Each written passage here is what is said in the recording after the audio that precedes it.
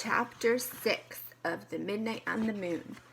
"Who is that?" said Jack. "I don't know," said Annie, "but we'll soon find out." She started waving. "No," said Jack. He grabbed her arm. "Let's go back to the base before he gets here." "Why?" said Annie. "We don't know who he is," said Jack. "We don't know if he's friendly or mean or what." "But we can't go back," said Annie. "We haven't found the fourth M thing yet. We won't be able to go home." "It doesn't matter. We can lock the door at the moon base until he goes away," said Jack. "Then we can get new air tanks." Jack hurried to the moon buggy. "Come on." He jumped into the driver's seat. Annie gave a little wave to the dot in the sky, then he climbed into the moon buggy. The buggy took off. "Careful," said Annie. They bumped over the rocks as Jack turned the buggy around. Then they zoomed toward the pass. Jack steered around craters and rocks, and more than once the buggy nearly tipped over. "Whoa, slow down," said Annie. They were almost at the mountain pass, and suddenly a cloud of dust flew up in front of them. The ground trembled. "Watch it!" cried Annie. Jack couldn't see a thing. He stepped on the brake, and the buggy jerked to a stop. The dust settled, and a giant rock had fallen into the narrow pass. It was stuck between two walls of rocks.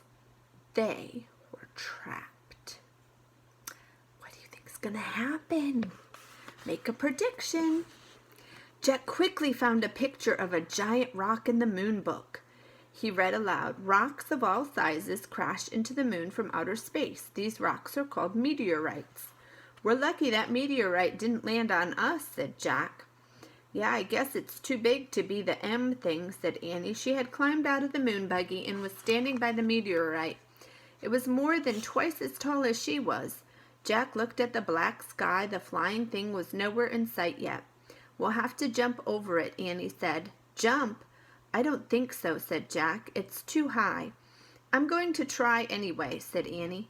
"Wait, let's think first," said Jack. But Annie had already backed up. "1, 2, 3, go!" she shouted, and took giant, leaping steps toward the meteorite. When Annie got close to the rock, she pushed off the ground, and then she flew through space and disappeared behind the meteorite. "Annie!" Jack called. There was no answer. "Oh, brother," Jack said. He backed up and took off toward the rock. He jumped as high as he could, and then he was flying through space. Jack hit the ground and fell face down into the dust.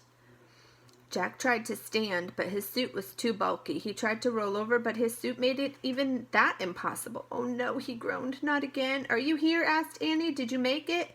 Yes. Jack was relieved to hear her voice, but he couldn't turn his head to see her.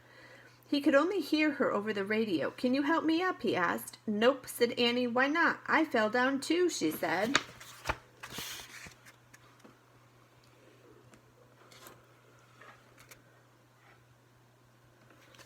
Uh-oh, we have a problem.